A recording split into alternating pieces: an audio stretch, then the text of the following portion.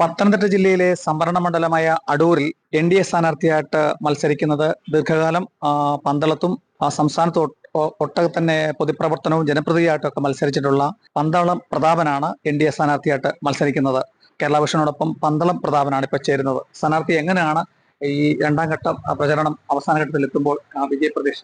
100% വിജയപ്രതീക്ഷയോടുകൂടിയാണ് ഞങ്ങൾ മുന്നോട്ട് പോകുന്നത്. കാരണം ഒന്നാം റൗണ്ട് പൂർത്തീകരിക്കുമ്പോൾ ജനങ്ങളുടെ ഇടയിൽ വലിയ ആവേശകരമായ സ്വീകരണമാണ് നമുക്ക് ലഭിച്ചുകൊണ്ടിരിക്കുന്നത്. വിജയിക്കും എന്ന് തന്നെയാണ് ജനങ്ങൾ മുഴുവൻ ഇപ്പൊ പറഞ്ഞുകൊണ്ടിരിക്കുന്നത്. കാരണം കഴിഞ്ഞ 15 വർഷക്കാലത്തെ വികസന ഇല്ലായ്മ അതൊരു വാക്കിൽ തീർക്കാവുന്ന കാര്യമല്ല.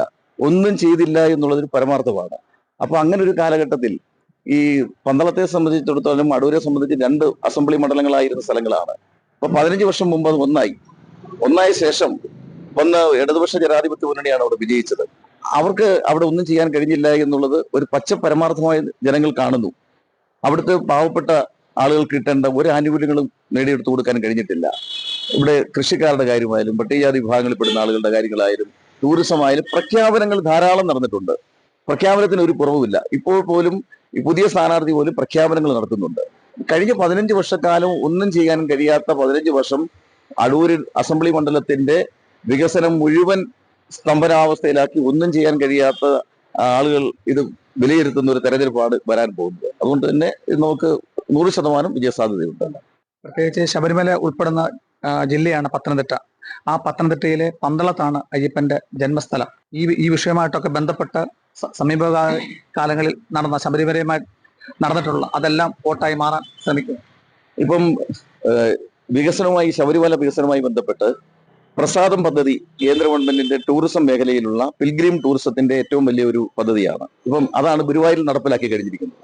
അതേ പദ്ധതി പന്തളത്തും നഗരസഭയിൽ നടപ്പിലാക്കുന്നതിന് നഗരസഭ തീരുമാനിക്കുകയും കേന്ദ്ര ഗവൺമെന്റ് അതിന്റെ പദ്ധതി സമർപ്പിക്കുന്നതിനുള്ള നിർദ്ദേശം കേന്ദ്ര ഗവൺമെന്റ് വരികയും കഴിഞ്ഞ BJP-യുടെ ഭരണസമിതി കഴിഞ്ഞ 5 വർഷം ഭരിക്കുന്ന കാലത്ത് സെൻട്രൽ ഗവൺമെന്റിന്റെ നിർദ്ദേശപ്രകാരം അതിനാവശ്യമായ DPR തയ്യാറാക്കുന്നതിന് പ്രോജക്റ്റ് വെച്ചു.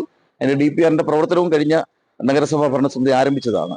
അത് തീർച്ചയായിട്ടും ഇപ്പം മാറി വന്ന LDF ഭരണസമിതിയാണ് ഇപ്പോൾ ഭരിക്കുന്നത്. അവർ ആ പദ്ധതി കൊടുക്കുകയാണെങ്കിൽ നിശ്ചയമായും പ്രസാദം പദ്ധതി ശബരിമല ടൂറിസം വികസനമായി അത് പന്തളത്തിന് മാത്രമല്ല അതിന്റെ സമീപ പ്രദേശ പഞ്ചായത്തുകൾക്കും അതിന്റെ ആനുകൂല്യങ്ങൾ കിട്ടുന്ന കോടിക്കണക്കിന് രൂപയുടെ ഒരു പദ്ധതിയാണ് ഇപ്പം തയ്യാറാക്കിക്കൊണ്ടിരിക്കുന്നത്.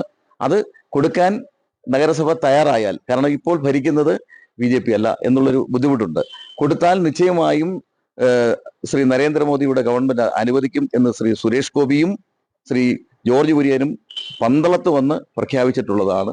അത് നടപ്പിലാക്കും. ആ നടപ്പിലാക്കിയാൽ ഈ ജില്ലയിൽ തന്നെ ശബരിമല തീർത്ഥാടനവുമായി വലിയ ഒരു മുന്നേറ്റം ഉണ്ടാക്കാൻ കഴിയുന്ന പദ്ധതികളായിരിക്കും ഈ പ്രസാദം പദ്ധതിയിൽ കൂടി നടക്കാൻ പോകുന്നത്.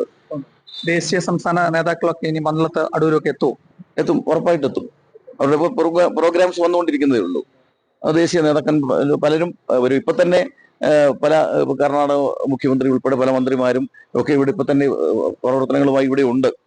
അടൂർ ഉൾപ്പെടെയുള്ള നിയോജകമണ്ഡലത്തിലുണ്ട്. അവരുടെ ചില മേൽനോട്ടത്തിൽ കൂടിയാണ് പ്രവർത്തനങ്ങൾ ഞങ്ങളിപ്പോൾ മുന്നോട്ട് കൊണ്ടുപോകുന്നത്. വോട്ടർമാരോട് എന്താണ് പറയാനുള്ളത്? NDA-യുടെ സ്ഥാനാർത്ഥിയായി എന്നെ വിജയിപ്പിക്കണമെന്നുള്ള അഭ്യർത്ഥനയാണ് എനിക്ക് പറയാനുള്ളത്.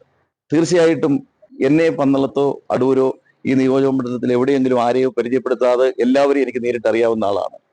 നാടിന്റെ പ്രശ്നങ്ങൾ, അടൂർ അസംബ്ലി മണ്ഡലത്തിലെ വിവിധ പ്രശ്നങ്ങൾ നേരിട്ട് ബോധ്യമുള്ള ഒരാളാണ്. ആ ബോധ്യത്തിന്റെ അടിസ്ഥാനത്തിൽ ജനങ്ങളുടെ അഭിപ്രായങ്ങൾക്ക് അനുസൃതമായി ജനവികാരം മനസ്സിലാക്കിക്കൊണ്ട് നാട്ടിൽ പല പദ്ധതികളും, പ്രത്യേകിച്ച് തൊഴിലില്ലായ്മ പരിഹരിക്കുന്നതിനുള്ള പദ്ധതികൾ, വികസന ടൂറിസം പദ്ധതികൾ ഉൾപ്പെടെയുള്ള നിരവധി പദ്ധതികൾ കൊണ്ടുവരാൻ കഴിയും. അതിന് ദേശീയ ജനാധിപത്യ സർക്കാർ ശ്രീ നരേന്ദ്രമോദിയുടെ ഗവൺമെന്റ് ആവശ്യമായ സഹായങ്ങൾ അവിടെ നിന്ന് ലഭിക്കും എന്ന് ഉറപ്പുണ്ട്. അത് കൊണ്ടുവരാൻ കഴിയും. എന്നെ വിജയിപ്പിച്ചാൽ നിശ്ചയമായും അടൂർ അസംബ്ലി മണ്ഡലത്തിന്റെ മുഖച്ഛായ തന്നെ മാറ്റും എന്ന് ജനങ്ങളോട് പറയുന്നു. എല്ലാവരുടെയും സഹായവും സഹകരണവും വോട്ടായി നമ്മൾക്ക് ഉണ്ടാകണം എന്ന് ഒരു അഭ്യർത്ഥനയാണ് ജനങ്ങളോട് എനിക്ക് പറയാനുള്ളത്. കേന്ദ്ര സർക്കാരിന്റെ വികസന പദ്ധതികൾ അടൂരിൽ കൊണ്ടുവന്ന് അത് പ്രാവർത്തികമാക്കി മാറ്റുമെന്നാണ് അടൂരിലെ NDA സ്ഥാനാർത്ഥി പന്തളം പ്രതാപൻ കേരള വിഷൻ ന്യൂസിനോട് പറഞ്ഞത്. ക്യാമറ പേഴ്സൺ പ്രദീപ് അങ്ങാടിക്കലിനൊപ്പം പ്രസാദം ജെ, പത്തനംതിട്ട.